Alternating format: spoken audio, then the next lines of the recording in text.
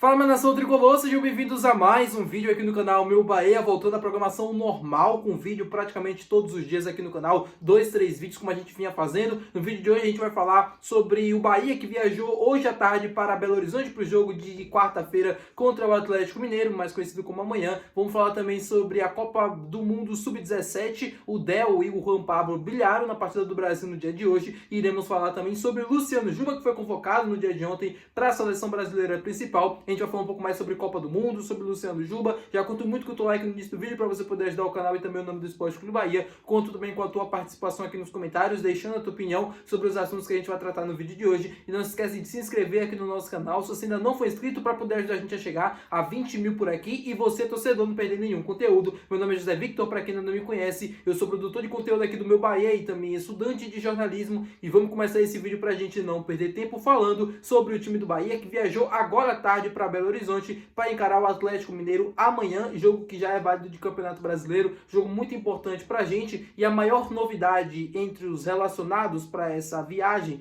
foi o Caio Alexandre voltando a fazer parte novamente da delegação. Ele que ainda não está pronto para jogar esse jogo contra o Atlético Mineiro, mas se lembrem que o Bahia vai jogar amanhã, né, contra o Atlético fora de casa, lá em Belo Horizonte, e vai jogar também no final de semana fora de casa contra o Internacional. O Bahia não vai voltar para Salvador. De uma viagem já vai para outra, né, para o Rio Grande do Sul, e aí só depois desse jogo do Inter que volta para Salvador. O Caio Alexandre, né, tem uma expectativa sobre ele, que ele possa estar em condições para essa partida contra o Inter e aí sim ser utilizado, então por isso ele viajou. Ele não tem condições de entrar em campo amanhã contra o Atlético Mineiro. Ele que só fez um treino com o grupo, que foi hoje. E esse treino ainda foi parcial, né? Não foi completo. Ele não participou toda a atividade. Ele participou de uma parte, né, da atividade do dia de hoje, mas já voltou, ele já finalizou a transição, já está voltando. E a expectativa é que os próximos treinamentos ele possa treinar de fato completo, para no jogo contra o Inter ele poder fazer parte dos relacionados, ir para o banco de reservas ou até mesmo começar como titular, como foi o caso do Eric Pulga no domingo, quando ele jogou como titular,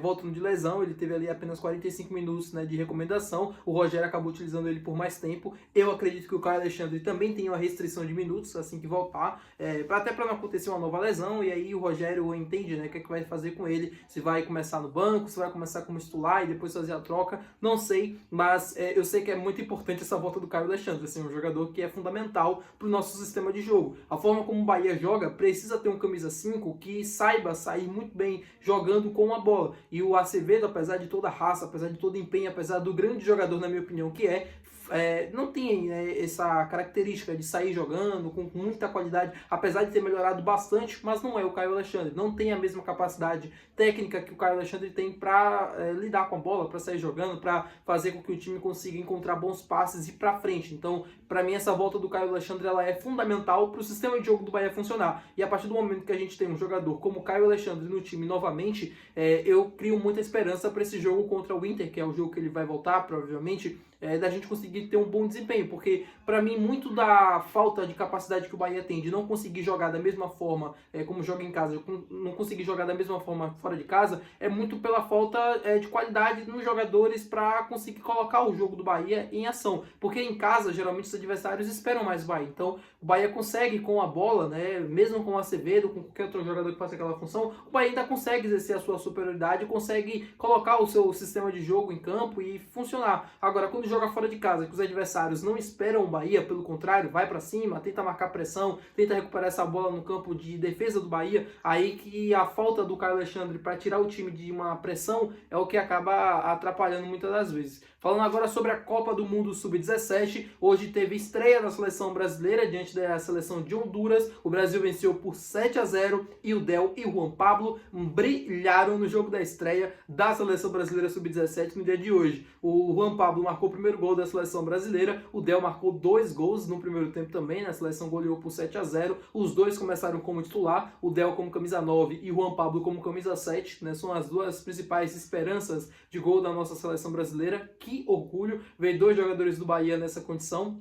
mesmo sendo seleção brasileira de base, mas é um orgulho muito grande. O Arthur Jampa, que é o outro convocado do Bahia, ficou no banco de reservas, né? Não é o goleiro titular, mas assim, a felicidade imensa pelo Del, pelo Juan Pablo, por eles terem estreado bem, fazendo gols.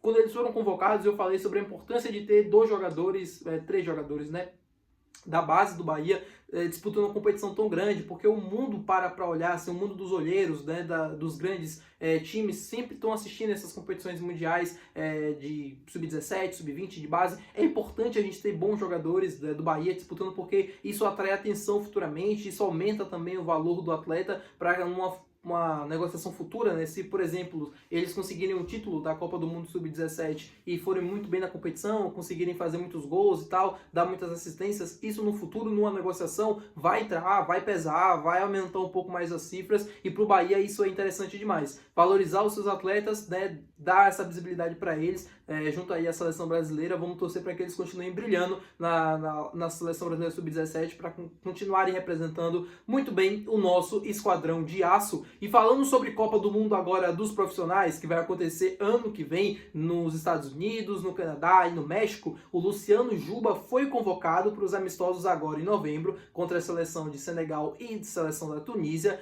E, cara, falta muito menos de um ano para a Copa do Mundo. Falta poucos meses para a Copa. E o Juba teve essa convocação, assim, uma das últimas convocações antes da Copa. Isso é uma alegria enorme. Assim, de ser convocado já é muito bom. Ser convocado, assim, bem pouquinho antes da Copa, cara, já é uma alegria mesmo, porque isso tá te credenciando uma possibilidade de disputar a maior competição do mundo do futebol.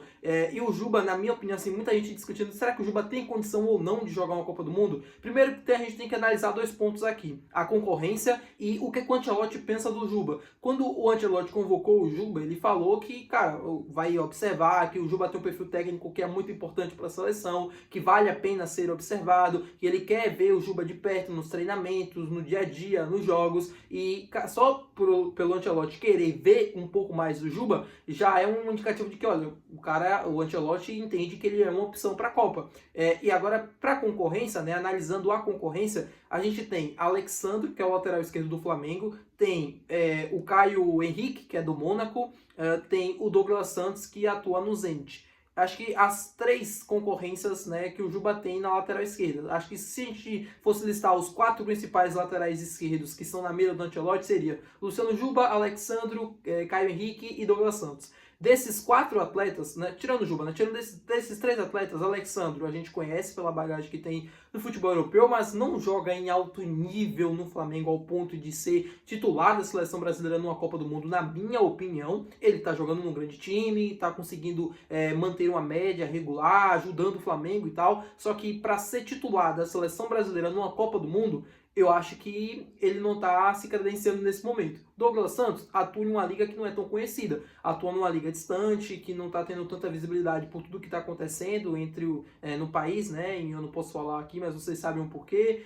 O Caio Henrique é um cara que, cara, não consegue engrenar no Mônaco ou ir para um outro lugar. É um time médio na França que não empolga, e o Caio Henrique também não empolga tanto assim lá no Mônaco. Não é um cara que desequilibra na posição, não é um cara, sei lá, assim, o melhor lateral esquerdo do futebol francês, muito pelo contrário. Então o Juba, que é o melhor lateral esquerdo do futebol brasileiro, na minha opinião, mereceu e muito essa convocação, e se ele for bem, tem tudo sim para ir para a Copa do Mundo, na minha opinião. Diante da concorrência que ele tem, eu acho que o Luciano Juba tem muito espaço para poder mostrar nessa seleção brasileira e se credenciar sim a uma vaga para a Copa do Mundo do ano que vem. E a gente, como torcedor do Bahia, obviamente a gente vai torcer. A gente conhece o Juba, a gente sabe da história dele, um cara que veio da Várzea mesmo. Ele começou em 2019 num time de Várzea, né, o Bahia Curado lá de Pernambuco, depois foi pro Serra Talhada, que é um time pequeno lá também, né, no interior do estado, depois chegou na base do Sport, arrebentou, foi pro Confiança de Sergipe, também jogou muito bem, volta pro Sport, arrebenta, chega no Bahia de graça, continua arrebentando. Assim, o Juba teve uma caminhada assim longa, né, apesar da pouca idade já no futebol, e um cara que sempre mostrou muita qualidade por onde passou